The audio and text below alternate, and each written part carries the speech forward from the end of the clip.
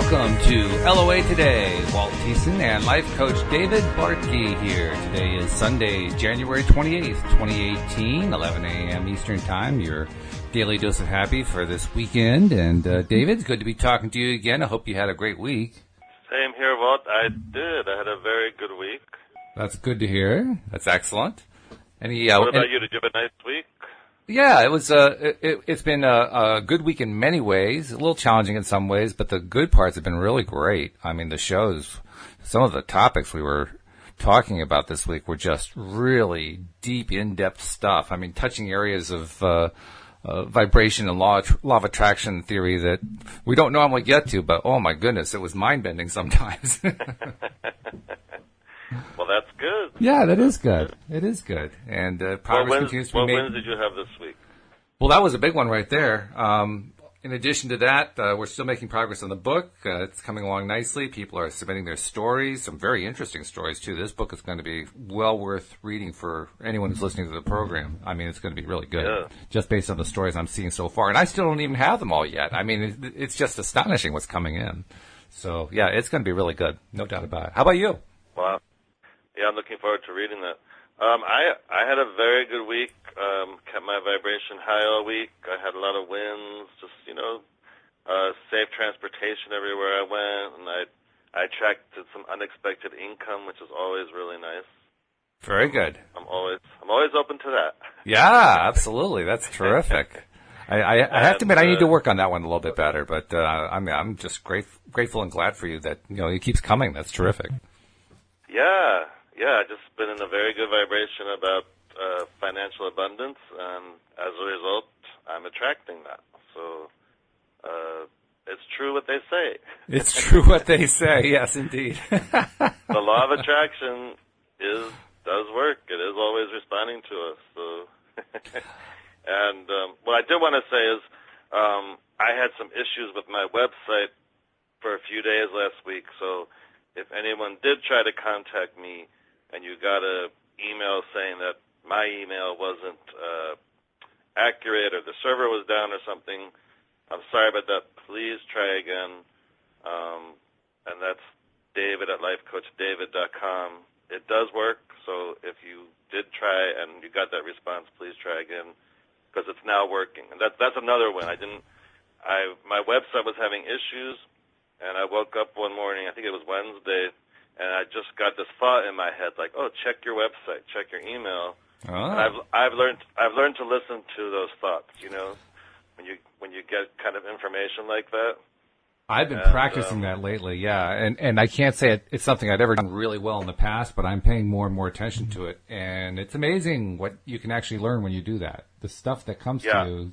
If you actually go with it instead of dismissing it like I'm so used to doing in the past, if you actually go with it, you get some interesting stuff that I didn't ever expect was actually going to be there.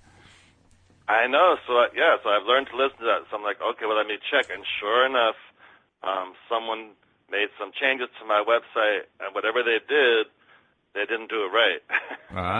Yes. And the email wasn't working, and something else was down. I was just like, oh, my. So it took a little bit of time, but because I followed that intuition, I was able to take action, obviously, to get it corrected.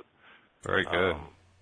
Yeah, but that is true. Like, you got to follow when you get any kind of information, like a thought flows through your head to check something or to do this or do that. It's definitely worth following that or investigating it to see if it's accurate information, because it usually is. That's something that's actually been a theme for me the last couple of weeks, really learning to understand the nature of what is often called inner being or higher self or whatever. I mean, there's a lot of names for it. I prefer inner being myself, but the knowledge that I've acquired the last couple of weeks, particularly about the idea that the inner being is always looking at our lives from a perfectly positive and appreciative way and never pays any attention to the black cloud stuff. It's always silver lining. And once I heard that for the first time and started to think about it and started to work with it, and also started to work with the idea that whenever we're feeling negative emotion, it's because our physical self is disagreeing with the positive outlook of our inner self. And that's the explanation of what emotions are. I said, whoa, that's the first concrete, clear explanation of what an emotion is that I've ever heard in my many years of living on this planet. So I was very grateful to get that information, I can tell you that. And since then, what I now I'm starting to understand is if I get some kind of an impulse like that, a feeling, a thought that just seems to come from nowhere, I'm learning to trust it more because I'm realizing the truth of that fact that the inner being always looks at us in the most positive, beneficial, grateful-based, happy-based perspective. So therefore, the information that's coming is always good information. So therefore, it can be trusted. I never really trusted it before, What do you think when people say, like we all have guides, and our guides give us information too? What do you think about that? I've never really been able to latch on to that. I understand what they're saying. I mean, my sister was the first one really to introduce the idea to me, and others have also talked about it, and spirit guides and so forth. And you know what? It's probably true. It's just not something I've ever found a way to latch onto in a way that is emotionally satisfying and intellectually satisfying. It's like, okay, so I can see how there would be others, perhaps in the non-physical world, who are trying to help and who are trying to give me information and so forth. And that's great. That's good. I have no problem with that. But I just don't. It's not something I really tie into. It's not something I feel like that's where I want to go. Like, I want to know what my spirit guides are telling me. I'm still trying to learn how to trust myself and how to love myself better. And I figure once I get better at that, the other will come through nice and easily anyway. Yeah, because like a lot of times when I'm working with a client, sometimes I get quote information and it's always accurate. So I'm like, I don't know, there must be something to your guides and your guides giving you information, and there must be something to that. Because where else does it come from? Well, the thing that occurs to me is it's all, if the messages are coming, or if at least some of the messages are coming from guides, from spirit guides, or angels or whatever, it still has to come through my inner being. That's how they're going to communicate to me. So if the message that I'm getting through my inner being is from a spirit guide, or the message from my inner being is coming from my inner being, it still seems like it's coming from the same place. So my attitude is, why confuse myself? It's just coming from my inner being. That's good enough. I don't need to know who invented it on the other side. It's coming through a safe place. That's the only information I need, which is kind of interesting because you and I tend to be on the opposite of that fence. Usually you're the one who's arguing for, I don't need to know how the law of attraction works. And I'm saying, yeah, but I want to know all the little details of it. In this case, we're reversing it. Yeah, I wonder, if that's with Esther Hicks, because that's kind of what she's tuning into. She calls it Abraham, but it's some form of guides that are channeling, talking or giving her information about law of attraction. Yeah, she describes Abraham as a collective consciousness, a whole bunch of individual beings all contributing information at the same time through this voice known as Abraham. So, and I can't honestly say I know what that means. I mean, I can kind of, sort of picture it a little bit, but what does that actually mean? I don't know. Well, I always say, wherever it's coming from, it's really good information. That's what I'm learning. It is good information, and that's the good news right there. You talk about what's the good news for the week. That's the good news. I'm learning that I can trust it. I like that. So yeah, I thought I'd just share some of my favorite Abraham quotes before we get on to the new book. Yeah, sure. And ask you to what you take of it. Okay. So this one's kind of obvious, but still I love it. So here it is. Feel excited about what's coming, even if you don't know what it is. I love that one. I'm still working on that one, to be honest. I agree with it. I like the sentiment behind it. But I have to admit, part of me, for me, it's more, let's see, how do I say it? It isn't that I lack excitement about what's coming. Very often for me, my biggest block that I put in my own way is wondering if anything's coming at all. Stop it. Yeah, right. Stop that block. Blow it up. Oh, absolutely. That's exactly what I'm trying to do. Move that out of the way and basically drop that belief that doesn't serve me at all.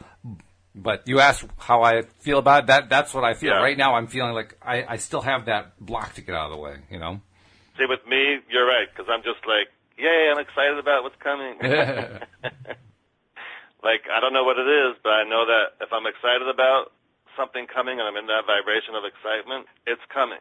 Now, simultaneously, I do have to say there are a number of aspects about what's coming that I do get excited about. I could be excited about what's coming even if I don't know what it is. Well, the stuff that I tend to be excited about is stuff that I have some sense about what's coming. That's the part. That's the part I can latch into easily. The part that I have trouble latching onto is the stuff that I have no idea what it is, and I'm getting better at it. I'm getting better at getting excited about it. I mean, I've certainly had enough of it happen in my life. Stuff that seems to come out of the blue, and like, where on earth did that come from? I had no anticipation that it was coming. That part is intriguing. Isn't it a relief, though, like that you don't have to know what it is? That all you have to do is be excited about something.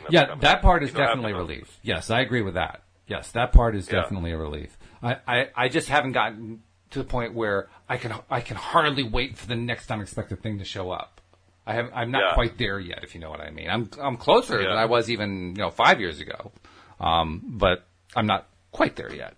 Getting there. Yeah, like for me, sometimes if I feel like I need to raise myself vibrationally, I'll just remind myself like that, like, oh, that's right. I can be excited about what's coming in, even if I don't know what it is, and just by kind of thinking that, I can just feel myself raised vibrationally. Like, yay, I'm excited about it. In fact, you know what? I'm just realizing that was actually one of my motivations for wanting us to do this book project in the first place, because it's a project of collecting LOA manifestation stories, and very, very often such stories involve stuff showing up unexpectedly. So I think that's part of the reason I wanted to have the book. Not only proof again that we can be excited about what's coming, even if we don't know what it is. Well, not just that we can be, but also to experience it. I mean, even if you're reading somebody else's story and experiencing it vicariously, you're still experiencing it. So it gives me more opportunities as the editor. As I'm reading all the stories and making edits and so forth to make it read nicer. It gives me the ability and the opportunity to explore what other people have been experiencing, and thereby become more and more comfortable with it, and more accepting, and more excited, like you say, to become more excited about it. Yes. All right. Now this is kind of along the lines of a little bit of that. Get so good at feeling good, no matter what, so only feel good things will happen. What is your take on that? That's largely been my goal for the last, 5, 6, 7, about 7 or 8 years, something like that.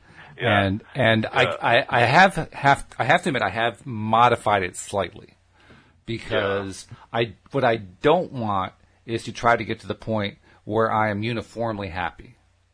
Because when you're uniformly happy, you're really not letting any contrast in, so there's no sense of highs and lows of any kind. I'm not saying that you want to be in the depression area, you don't, but you can certainly be, in variations of high and low within the positive realm, within the positive space. So what do you want then?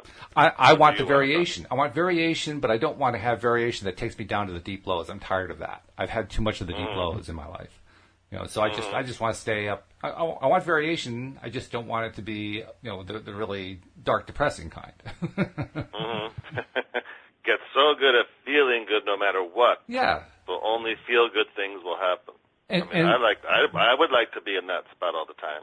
Yeah. And why not? A lot of it has to do with wanting to learn how to more and more discipline my focus. Discipline's not always the wrong word for me. I don't know why. I don't like that word.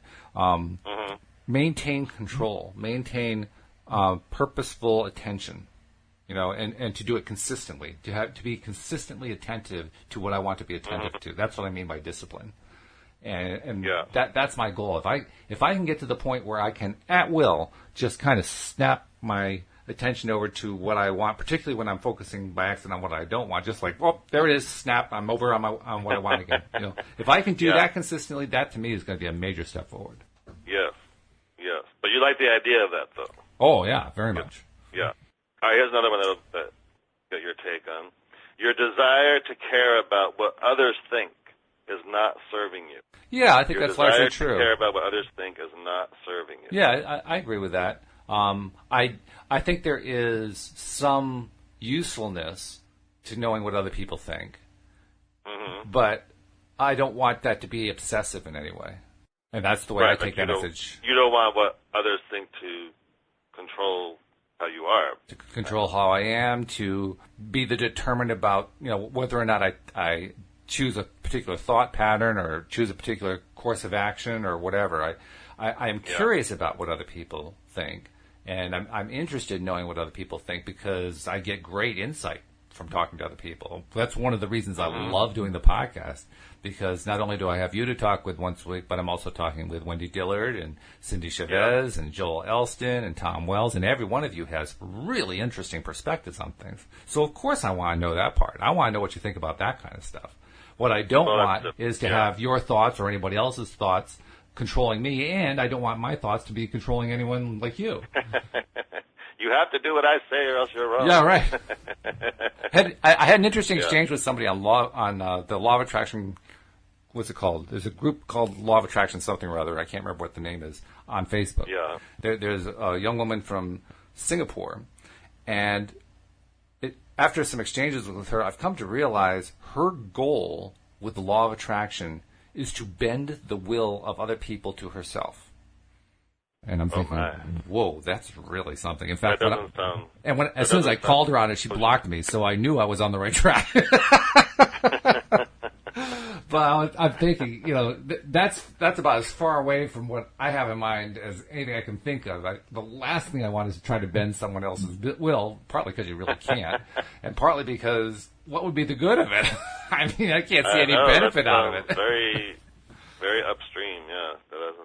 Oh, upstream? Yeah. No, that's more like up mountain. Holy cow. I also think your desire, because I think we all have that desire, your desire to care about what others think. I think that's kind of like, I wonder what they think about whatever, but it's not serving you. And I think because what does serve you is how you feel. Your emotional guidance system serves you more than that. Yeah, I'd be curious to know more about the context of the comment that they made. It was just a quote. Yeah, I don't know. I suspect there's a context to it. I just have like that quote. Because I think it's like anything else. If it depends on whether you do it in a healthy manner. If you're curious about it, I mean, like you and I have this exchange every week. I love this exchange. I learn all kinds of interesting things by understanding your thoughts and learning more about your thoughts and hearing what you have to say. That's a healthy exchange. That's a healthy way of handling the thoughts of others. But there are clearly many, many unhealthy ways of dealing with the thoughts of others. I think that's probably what Abraham was talking about. That's why I'm curious to know what the context was. Yeah. All right, here's another one. Be in love with the idea or thought that raises your vibration, not because of what the thought will bring, but because of the high vibration it's offering. Yeah.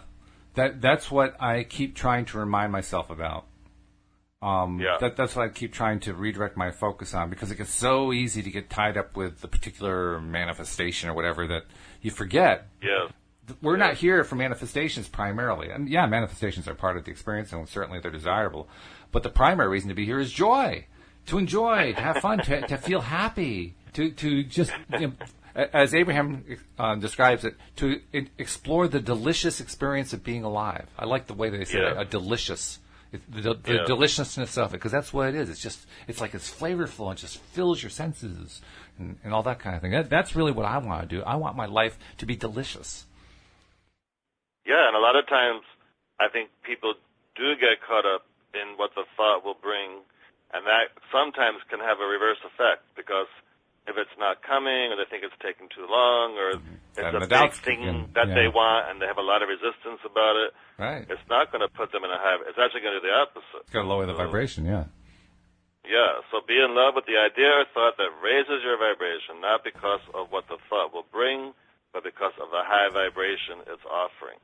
And by the way, for listeners who are also in agreement that they're here to raise their own vibration, which means to find the positive emotions and stay as much as they can in the positive emotional space, we congratulate you for joining us each time that you join us. And we also ask that if you have not yet subscribe to the podcast. We'll usually describe at the end of each show how to do that, and we'll do that at the end of this show as well. And also just take a moment to share with friends, too, because you know what? They need to have that delicious experience reminded to them, and we need to have that positive reinforcement. So, share the positive reinforcement with others. Just wanted to throw that in, David. So go ahead with the next the next quote we had. The next quote, limitations are self-imposed. Oh, yeah. Who else could possibly impose them? That's true. I mean, it's almost redundant to say it, isn't it? Because it's not like you can impose a limitation on someone else. No, but people do. They put ceilings on what they think they can have or be or do, and it's like, The only place that's coming from is from within yourself. I have this image of Voldemort from the Harry Potter series casting a spell. I limit you. It doesn't work. But that's true, because a lot of times when I work with people about manifesting more money, I ask them, well, what would they do if they had an unlimited amount of money? And sometimes it takes a while for them to break through just like ordinary things they would spend money on, because they just don't think they could have the expensive car or the fancy this or the fancy that. And then once I explain, like, well, it doesn't matter, just anything, if money was unlimited, what would you want? Then they're like, oh, well, then I guess I would get the this or the that. I'm like, yes, that's where you need to go to help you break through that and raise your vibration about what you think you can have so you can attract it. And, of course, when you start mentioning the phrase unlimited money, then we're starting to zero in on where the limits are that we place on ourselves. Because most of us, I think, when we start off, certainly, and even now in my life, I'd say, it's very easy to limit our belief about money. I mean, we're really good at it. Yep. Yeah, because we're focused on what is. Yeah. And what is it's right in front of our eyes. It's right in front of our senses. We're inundated with it every single day. So yeah, this is where the real art is involved. The art of the law, of applying the law of attraction in our lives is in training ourselves to not be driven by, quote, what is, unquote. That's right, because that will just keep us in the what is. Yeah, it's a good reminder too. I like that. Yeah, and it's I can understand. Of course, it's a little difficult to be like, well, wait a minute, but there is what's going on. What do you mean I need to focus more on what I want? So I got to ask you, David, how often do you find yourself catching yourself that you're focusing on what is instead of what you would prefer to be? Well, it happens, but with me, though, and probably you and other people that know about law of attraction, is that we're aware that it happens, and then we take action to shift to what we want. Right.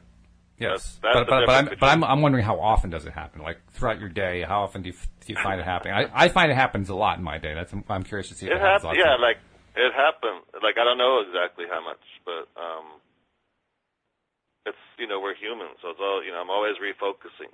Right. Always refocusing. So basically, like me, it sounds like for you, it's an ongoing thing. We're continuously, day after day, having to remind ourselves, oh yes.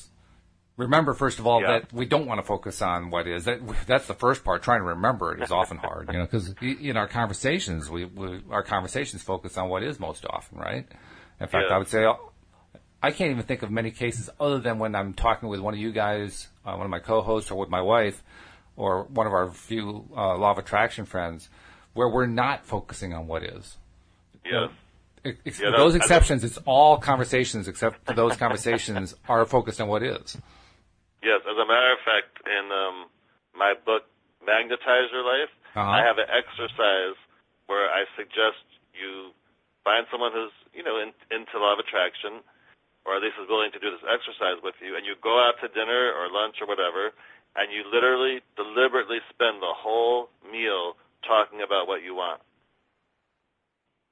It's a great exercise, and when you first do it, it could be a little difficult to spend that much time doing that. Yeah, that's an interesting thing. But it's so much fun. It's so much fun to do it. Louise and I have done that in various other kinds of conversational situations, but I don't think we've ever spent an entire meal on that. We'll try that sometime. Try it. Yeah, try it. It's like, whoa. And then what happens is after a while, you kind of pass that part where it kind of feels difficult. It's just kind of fun. Okay. How do you deal with the question of I can see there's a potential downside depending on what your mindset is. Potentially, if you keep focusing on stuff that you want that you don't have, you could become depressed that you don't have it. Yeah, but if you're doing it from the point of view of, let's just have fun spending a meal talking about what we want and why we want it, then it won't do that. Okay. I've done it before. I'll have to try it then. I've done it before, and it's fun. See what happens. It's like, wow, sometimes you gotta take a minute. Let me think about what else. And, I can't wait till I can go fly wherever, or It certainly is a stretch of the that to imagination. I mean, we just finished the book Asking It Is Given by Abraham-Hicks. And at the end of that book, we didn't really touch on it, but there are, I think, 22 different kinds of exercises you can do to stretch your ability to look beyond what is into what you would prefer to have in your life. And one of those, I can't think what they call it. I call it the checkbook example. That's the one where you have the magic checkbook and you deposit $1,000, and then the next day you deposit $2,000, and the next day $4,000, the next day $8,000, and you're supposed to spend that money. And Louise and I have actually done that one, not waiting day by day, but all trying to do it in one day. So you're very quickly moving up the scale. And I tell you, you get up to like, the range of like $1,028,000, and it's like, oh my God, I just bought all this stuff. Now what do I buy?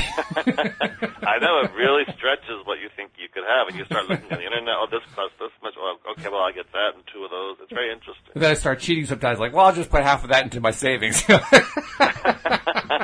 you have to spend it. But yeah, it starts to show you. I think the best thing that exercise shows you is how many limitations that you didn't know you had in place are actually in place. Limitations that basically you have used to block yourself from exploring everything that you want and allowing yourself only to want a little tiny bit. Yes. That's the surprising part. Yeah. That's right. What about this one? Whatever you give your attention to, you vibrate with. Yeah, 100% agreement. Took me a little like while, but you say yes to everything. I think that's what's underneath that is whatever you give your attention to, you're vibrating with. So you better be really careful what you're thinking about. In fact, Wendy brought up an interesting point about this this past week. She said one of the more esoteric parts of Abraham teaching, and she is a real student of it. She can tell you stuff that I've never even heard of.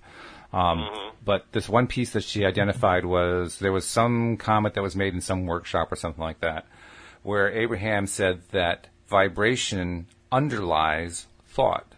And that really, that's the only distinction. Otherwise, vibration is thought. Thought is vibration. They are basically the same thing. The only true variation between the two is that vibration actually underlies thought. So in other words, vibration in a sense is like the foundation upon which thought is built. And that's a really interesting concept all by itself. But when you add in the idea that vibration and thought are so carefully intertwined in that way, clearly everything I think about is going to vibrate. And more precisely, everything that vibrates is what I'm going to be thinking about. That's right. That's right. But what I like about the vibration is that we have a dominant vibration. So you want to be like don't beat yourself up if you realize you're thinking about something for a few minutes that is low vibration, as long as your dominant vibration is more what you're focusing about, what you want, and at a higher vibration. Well, you just used a very interesting phrase there. You said, don't beat yourself up. And I'm going to use that as a bridge because that is, I believe, now I haven't read the whole book yet, but that is the essence of the book that you and I are going to start studying, starting with today's episode, which is The Astonishing Power of Emotions. And as you zip through those chapters, like I was skimming the chapters, looking at the chapter headlines, it was basically, after the first few chapters of explanation and setting the stage, so to speak, they start looking at individual issues in people's lives and the emotion from an emotional context. And invariably, it's about, here is my negative emotion, and now here's how I can turn my negative emotion to a positive emotion by looking at whatever my problem is in a different way. So you just stated it very quickly. Maybe we can just skip the book now because you've already covered it. Oh, that's funny. But I mean, you're the one who picked the book. What made you decide to pick the book for this next few, for this next set of episodes we're going to be doing? Well, I found a few books on law of attraction, and this one just thought, let's go that one, because we're always talking about our emotional guidance system and how we feel and all that kind of thing. So I thought this might make sense to do next. I like the choice. I just wondered if there was any particular story behind it, but I guess it just came to you, so that's all right too. That's fine. Yeah. No, there's no I didn't get, my guides did not tell me to use this one. It was just, there's that book, and that kind of makes sense based on what we've been talking about.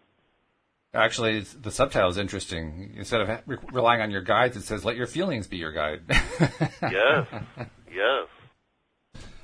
Yep. So Chapter 1. Chapter 1. Is called Abraham Welcomes Us All to Planet Earth. Which is a rather strange title when you think about it. I mean, That's a little weird. Right there, you're going to get people that are like, what? What the hell are they talking about? So you're going to read from it for us? Sure. So here you are, living your life in your wonderful body on this magnificent planet. And while it's not the first day of your arrival here, we would like to welcome you to planet Earth.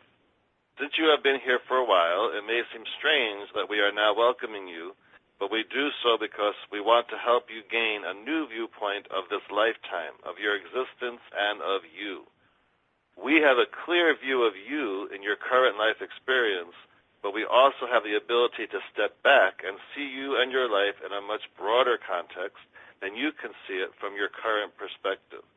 It is our desire that our explanation of you in its broader view will assist you in realizing the perfection in this eternal plan of life.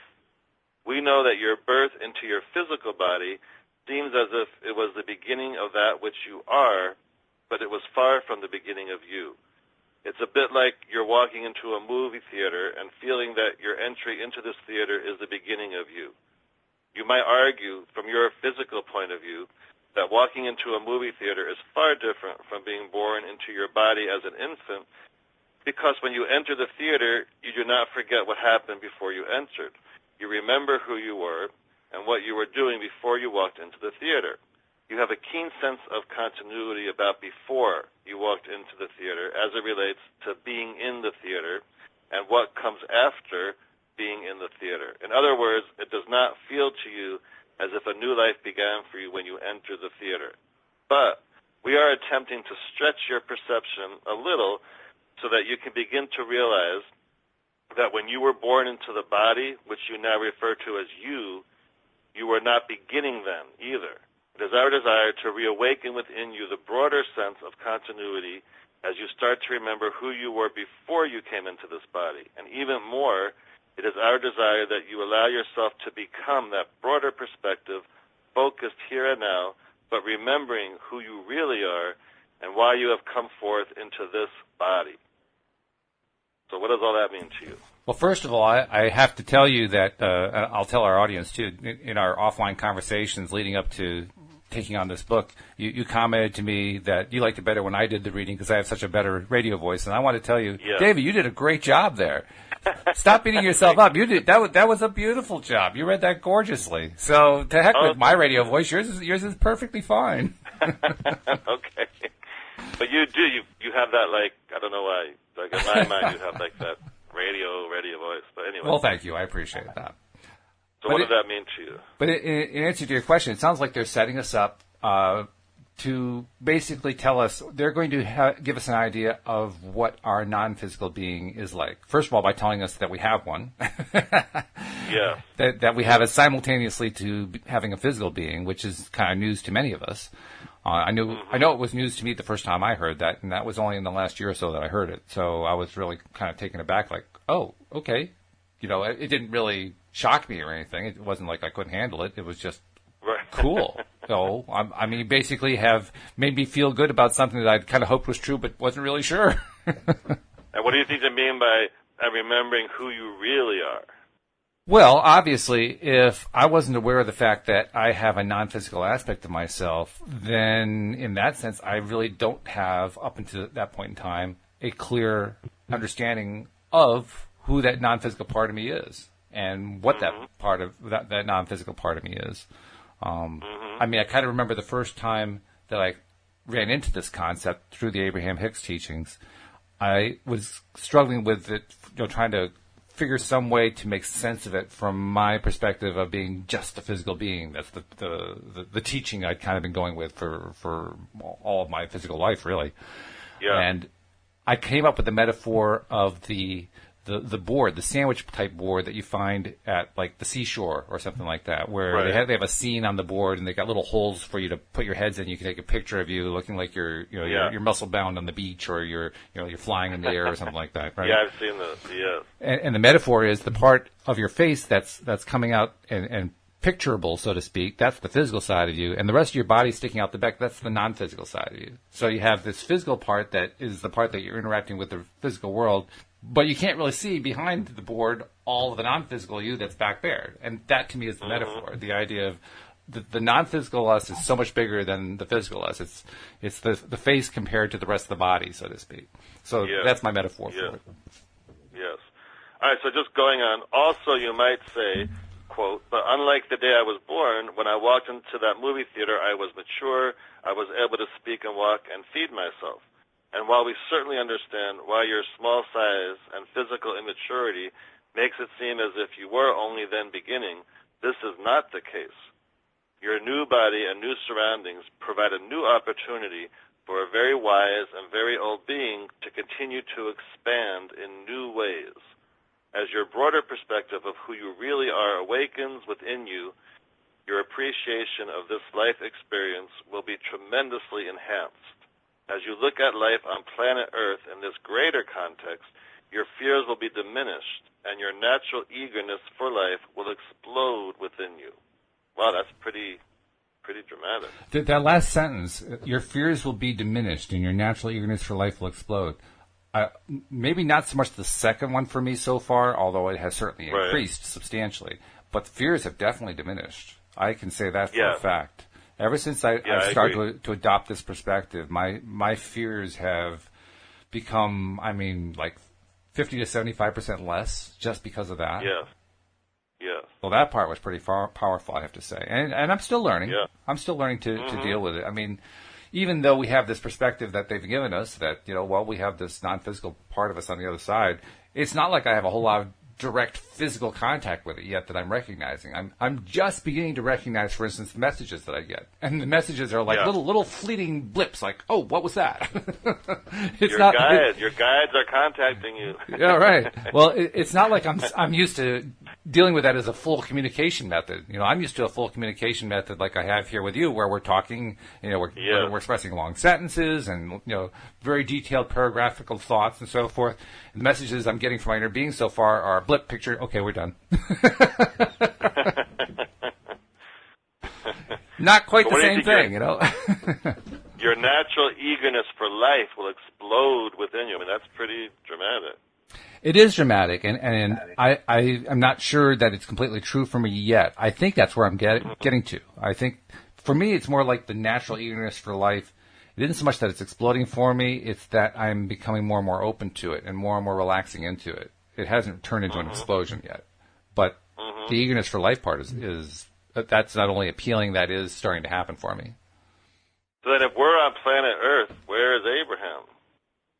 In the non-physical.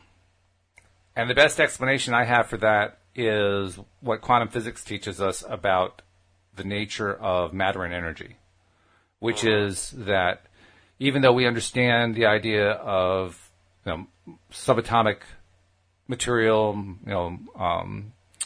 we call molecules and atoms and electrons and protons and neutrons and all the leptons and thistons and thattons, all that stuff. When you also look at it from the quantum physics point of view and you look down at that subatomic level, it turns out that most of the time, if you were actually able to see that as like, a large thing, all you would see would be empty space filled with energy.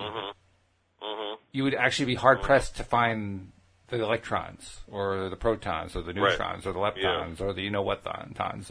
You'd be hard-pressed to find them. But you would see lots and lots and lots of energy.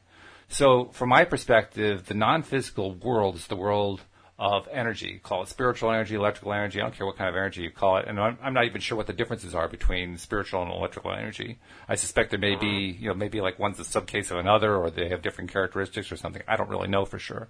But the fact that there is an energy, it's the energy that Einstein, I think, called like the energy of the ether or something like that. I can't remember what he called it. It was something like that.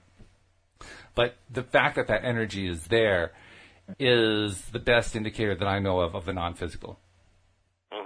And his famous equation, too, E equals mc squared. E is energy, m is mass, c squared is the square of the speed of light. So clearly, the formula is saying energy is mass times the square the square of the speed of light. So energy is essentially a function of mass, and mass is a function of energy. Mm-hmm. Well, that means that in a certain sense, from a certain viewpoint, energy is mass. Mass is energy. And if that's the case, well, if we have this great big energy field going on there, and that is the realm of the non-physical, then what Abraham and others have been teaching us is true. All things that appear, all things that manifest, are created from that energy. Yeah. So should I go to the next section now? Go ahead. The value of your faith. So here we stand, looking at you and your life in this broadest of contexts, attempting to explain it to you from where you now stand. But you cannot see you from our perspective, and of course, when you do see yourself from our perspective, then our explanation will be unnecessary anyway. In this section of the book, we're going to express our perceptive of you and of us, and how we relate to one another. We cannot impress our viewpoint upon you. However, as you read these words and ponder them fully in an attitude of faith or wanting to understand, together we will build enough bridges as you move through the pages of this book so that as you turn the last page of the book, you will be able to understand and hold our viewpoint. Not because our words will have been so powerful that they will have transformed you, but because the combination of the logic of our words and the unfolding of your own life will transform your faith or hope into knowing. And what a wonderful state of being, to know with absolute certainty the existence of your being and the reason for your existence, and to have a full realization of all that you are. And then you can get on with what you came to do. Live your eternally expanding life in joy. And that last part is exactly what my goal is. I think I voiced that earlier. Yes. Right? I'm not. Live your eternally expanding life in joy. Absolutely. I'm not so. I am interested in manifesting stuff, but more importantly, I'm interested in living a life of joy. I've bought completely. Yeah, isn't that more important? I know. I agree. I think that's much more gratifying than manifesting whatever. Especially since I know that once I manage to get myself consistently into the feeling place of joy, all the manifesting is going to show up. That's right. One leads to the other. Can't help but attract to yourself things that keep you in that joyous state. That's right. So I don't actually have to worry about the manifesting part. All I need to be concerned about is, and I don't even want to worry about it, but all I have to pay attention to is what are the various ways that I can get myself to feel joy. Because if I can get myself to feel joy, then here's the life coach part of me. So what for you, at least right now, would make you feel joyous? What would that be? Well, it's the collection of things that I've already discovered that work for me. I think I mentioned a number of them here on the show. I like walking. That makes me feel good. I love listening to my positive music list that I've carefully culled over time so that I have just a list of songs that I like that have a positive message, that have a happy, upbeat tune. Do you remember, what are some of your favorite ones? Oh, yeah. I'm 60 years old, so obviously my musical tastes aren't terribly modern. The most modern song on my list would be Happy by Pharrell Williams, and that would be like the only one from the 2000s, you know? Everything would be 20th century for the rest of the list. But it's stuff like, let's see, what are some of my favorite ones? Like Walking on Sunshine, Katrina and the Waves. I love that song. Yeah, that's a good one. Or You've Got a Friend in Me, Randy Newman. Yes. Yeah. There's a few. There are a few of them that are rather not well known, but I like a song called Birdland. It's a song without any kind of lyrics in it by a jazz fusion group called Weather Report. I love that one. It's just a happy kind of sound. I like some of the Beatles songs. Here Comes the Sun, George Harrison. I mean, there's a really upbeat feeling kind of song. Paul Simon, the 57th Street Bridge song, otherwise known as Feeling Groovy. Just feels good to hear that song, you know? There are just a lot of them that are on the list. And the key I found with, if you feel that positive music is going to help you, and I recommend trying it because it will help a lot of people, is put together a large list and then remove from it. Don't try to just build it one at a time. Just grab a whole bunch of songs that you thought you've liked at one time or another, plug them in, start playing them, and then as you find one that you say, well, it doesn't really fit a feeling of positive for me, then remove it from your list. In other words, use the removal method rather than the building method, because you'll actually get there a lot faster, and it actually inspires you to work the list, if you know what I mean. So that's one of my big things is positive music, and plus just things that my wife and I do together. Anytime, like after the show, we're going to be going out and looking at some open houses. Why? Are we ready to buy a house right now? No, we just want to go out to kind of stir the imagination. Like, okay, so when we're ready for our house, what do we want our house to look like? And you know what? You never know where that leads. I mean, one time we were not looking for a house. I know. We did a similar thing, and guess what? We saw a house. We walked, and we were like, "Oh my God, we have to have this house." And you know what? We did. We sold our other house and bought that house. We were not planning to do that. Is that one of your stories you're submitting for the book? Well, I mean, it could be. I already gave you the other one. I know. I was wondering if you're going to give us that one, because that's a good story, especially when you tell it in detail. I certainly could also add that to it. Yeah, that'd be great, because it's a good story. It's a really good story, particularly since I don't want to give the whole story away, but especially since you really didn't think you were going to get it. No, not at all. No, it was way above our price range, and that whole All right, I'll write that one too. I like that story too. Good. Yeah, so we have one more for the book. But yeah, so you're going to open house, be careful. Yeah, right. But yeah, it's fun. Like sometimes in the morning I'll put on my playlist of songs that make me feel good, and I'll kind of like dance around a little bit. It's just a fun way to get into feeling good. Yeah, I've been really appreciating the idea of appreciation, which, if that doesn't sound too redundant, I've been recognizing that I need to celebrate a little bit more, because I've had a lot of little things happen that have been good lately, and I realized afterward, you know what, I could have celebrated them a bit more. Instead of just acknowledging that they came in, I could have actually taken a moment each time, just, done a little victory dance or something, something to just spread the moment out and to experience the moment longer, instead of just dismissing, that was a good thing, good. Okay, I'm done. No. Yeah. No, I don't want to do that anymore. I want to actually enjoy it. The purpose of life is to enjoy it. Well, when something good comes your way, Walt, why aren't you enjoying it more? Well, I don't have a good answer for that one. But two songs I recommend adding to your songs that are fun, that kind of make you feel good, is I'm So Excited by the Pointer Sisters. Oh, yeah, sure, yeah. And Neutron Dance by the Pointer Sisters, because they're just like feel-good, fun songs. And, they're just fun to like listen to and bop around to. I don't know. A Pointer Sister fan, okay. That's but fun. Those two particular songs make me kind of feel good, and I don't know. There's a few other ones I have on my list. Like Mariah Carey has a song called "Make It Happen." Mm-hmm. That's also like a really a upbeat, fun, positive lyric song. I'm like, yeah. Something kind of from the same genre, Earth, Wind, and Fire, September.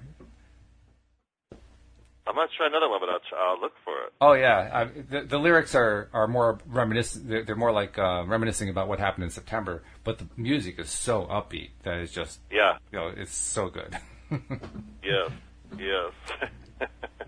All right, so the next paragraph is called "This Glorious Planet Thrilled You." Mm-hmm. While the idea of coming forth into a new physical body on planet Earth was certainly not a new idea to you, it was an absolutely exhilarating idea.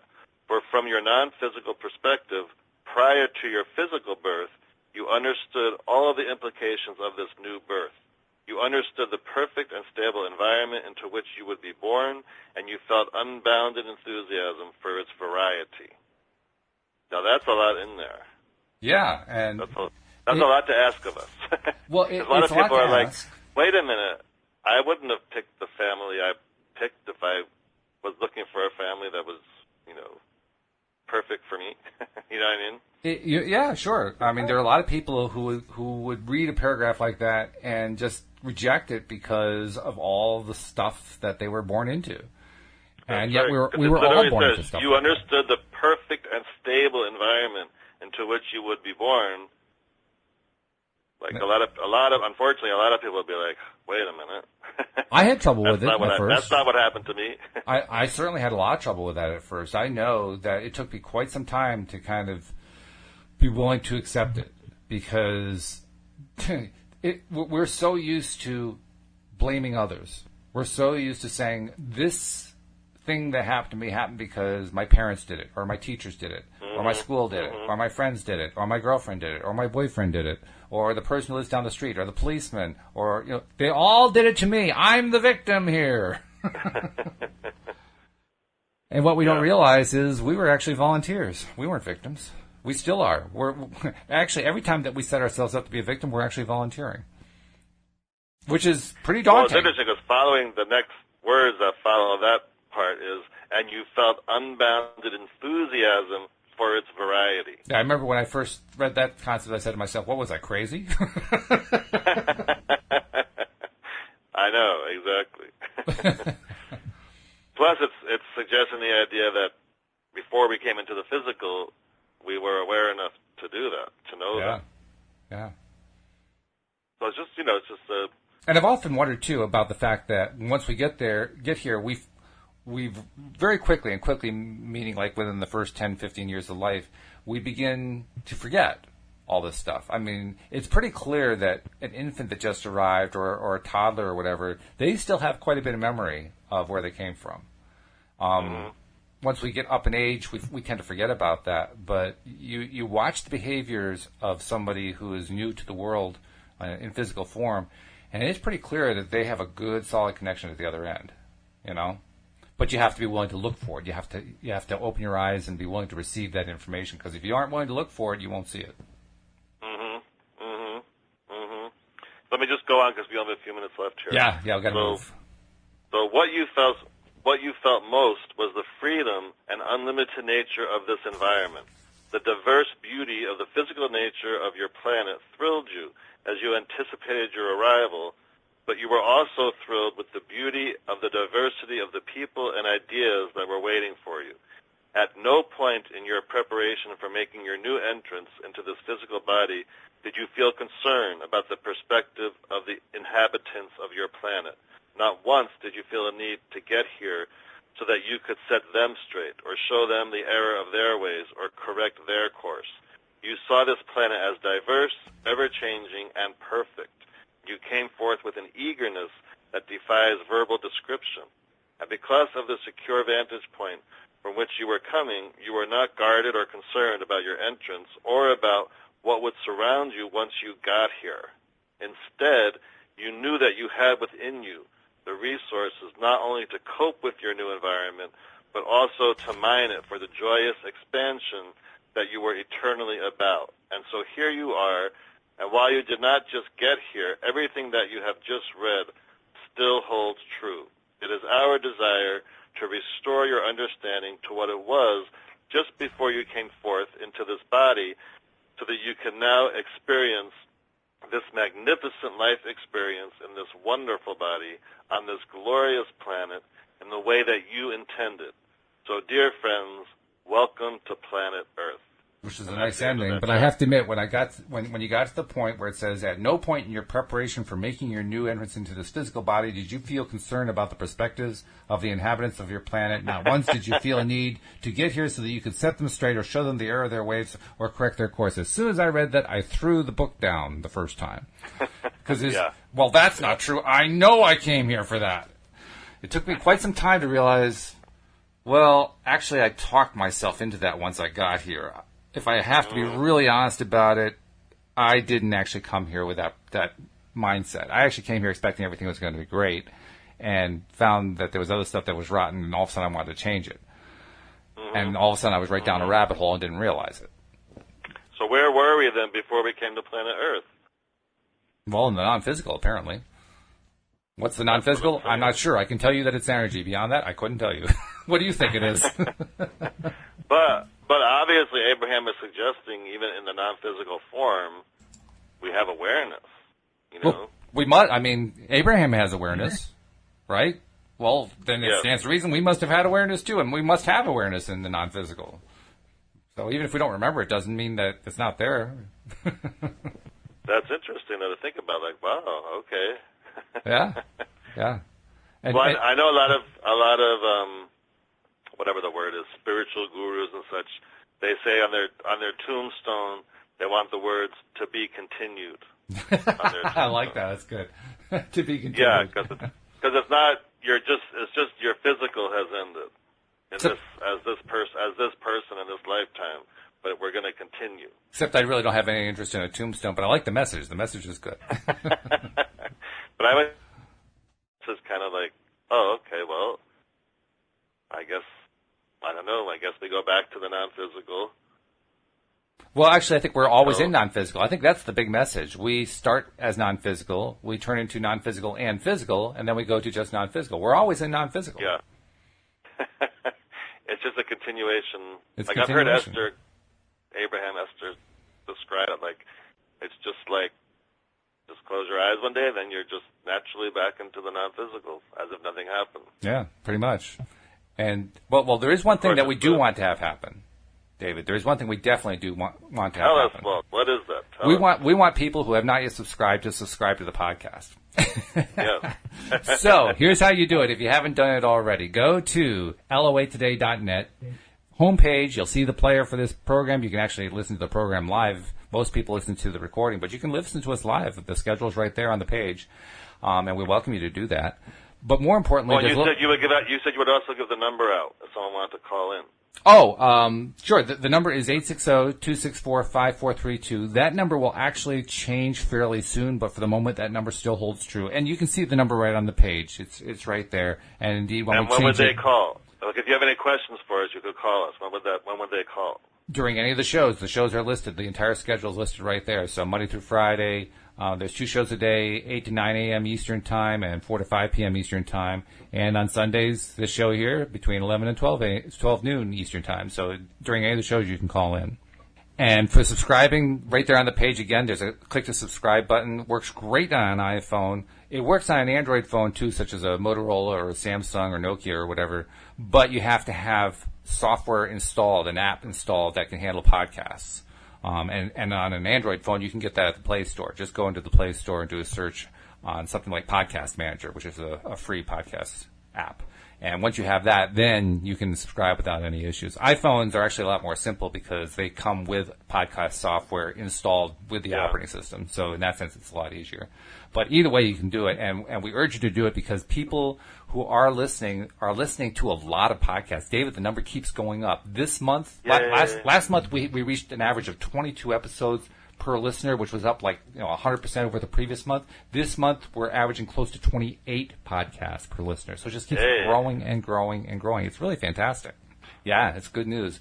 And, I also want to remind you, if you have not done so, share with friends, too. We want you to share the podcast with friends. We want you to share the fact that the book is going to be coming out. It's going to be an entire book of stories about manifestations that have happened in the real lives of real flesh and blood law of attraction coaches and practitioners. Real people. Yeah. Not actors, real people. Yeah, not actors. This is not an actor doing this. But yeah, it's going to be really great. And there's even going to be an opportunity for you to get a PDF of the file or actually an ebook of the file for free. So you want to keep listening for that too. So just wanted to mention that. David, if somebody needs somebody to talk to, somebody like you who's a coach, how do they reach out to talk to you? Sure. If someone wants some wonderful law of attraction coaching, they can go to lifecoachdavid.com, which is now working again. You can Hooray! contact me yay! You can just email me, David at lifecoachdavid.com, and I always offer a free first mini phone coaching session.